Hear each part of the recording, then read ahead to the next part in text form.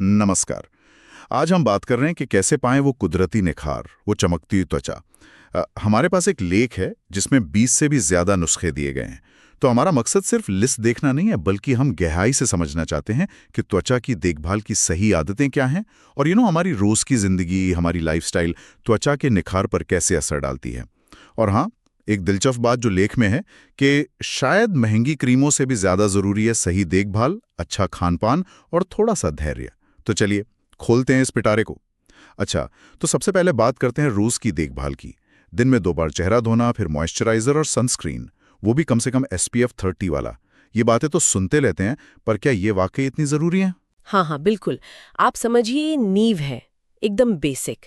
देखिए दिन भर में धूल, मिट्टी, तेल सब चेहरे पर जमा हो जाता है, तो सफाई से ये सब हटता है, त्वचा सांस ले पाती है। फिर मॉइस्चराइजर, वो त्वचा में नमी बनाए रखता है, उसे मुलायम रखता है। और ऐसा नहीं कि सिर्फ रूखी त्वचा को चाहिए, ऑयली स्किन को भी चाहिए, वरना वो और ज्यादा तेल बनाने लगती है। अच्छा। जी। और सनस्क्रीन, ये सिर्फ टैनिंग से नहीं बचाता, वो जो सूरज के नुकसानदेह किरणें होती है ना, UV रेज, उनसे बचाता है। झुर्रियां, दाग धब्बे, इन सब की एक बड़ी वजह ये किरणें ही है।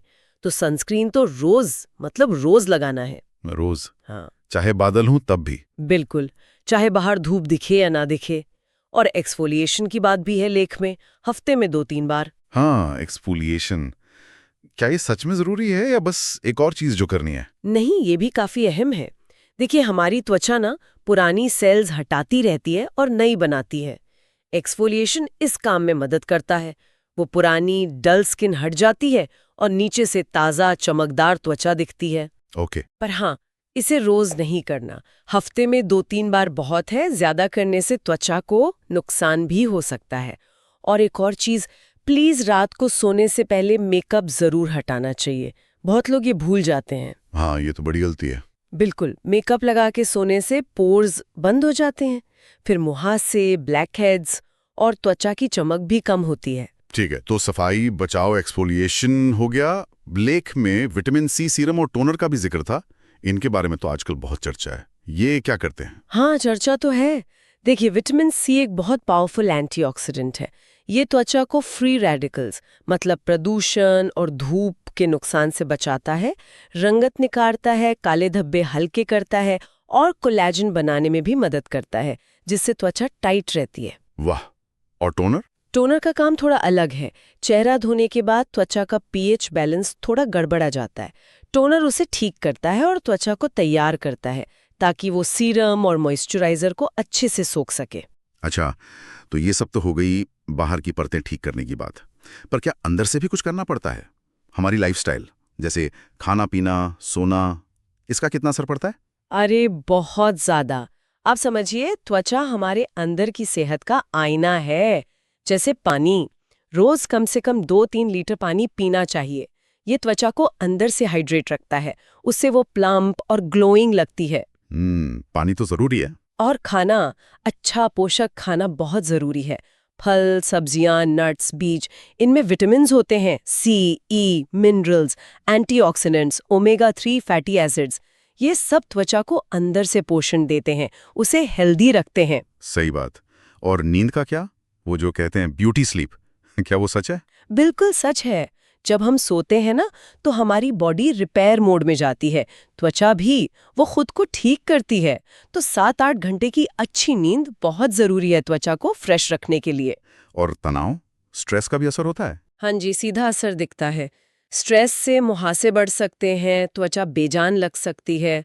तो योग, मेडिटेशन या जो भी आपको पसंद हो, जिससे तनाव कम हो, वो त्वचा के लिए भी फायदेमंद है। और हाँ, स्मोकिंग और शराब से तो दूरी रहना चाहिए। ये त्वचा को बहुत नुकसान पहुंचाते हैं। उम्र भी जल्दी दिखने लगती है शायद। बिल्कुल, ये एजिंग प्रोसेस को तेज कर देते हैं। और थोड़ा सा रोजाना व्यायाम, वॉक ही सही, उससे ब्लड सर्कुलेशन अच्छा होता है, ऑक्सीजन त्वचा तक पहुंचती है और नेचुरल ग्लो आता है। अच्छा, लेख में कुछ घरेलू नुस्खों का भी जिक्र है, जैसे एलोवेरा या वो हल्दी दही का पैक, शहद, नींबू। क्या ये सब भी काम करते हैं? हाँ, इनमें से कई नुस्खे काम करते हैं, पर सही तरीके से यूज करना जरूरी है। जैसे एलोवेरा, वो त्वचा को ठंडक और नमी देता है। सनबर्न में भी अच्छा है।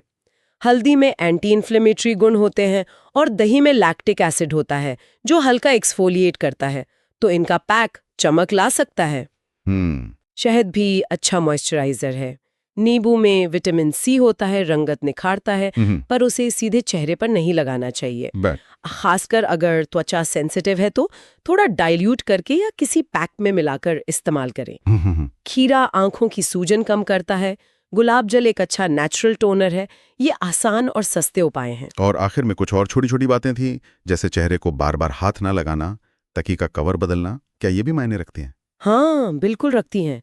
हमारे हाथों पर कितने बैक्टीरिया होते हैं, है ना? बार बार चेहरा छूने से वो त्वचा पर चले जाते हैं, जिससे पिंपल्स हो सकते हैं।